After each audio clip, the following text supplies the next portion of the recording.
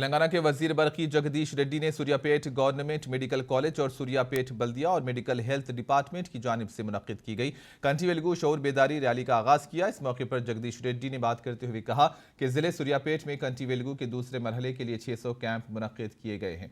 इन्होंने कहा कि इस कंठी वेलुगु प्रोग्राम के दौरान न सिर्फ आवाम की आंखों के मुआयने किए जाएंगे बल्कि जरूरत पड़ने पर मुफ्त में ऐनक भी तकसीम की जाएगी। जगदीश रेड्डी ने कहा कि तेलंगाना हुकूमत आवाम की फलाह व बहबूद के लिए जिन स्कीम्स को रूब अमल ला रही है, ऐसी स्कीम्स मुल्क की दूसरी रियासतों में नहीं मिलती।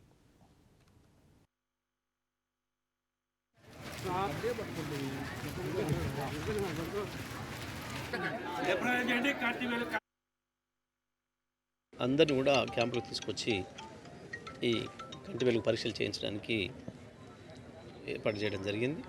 అవసరమైన వారికి ఆపరేషన్లకు కూడా రికమెండేషన్ చేసి అద్దాలను కూడా తక్షణమే అందిస్తారు.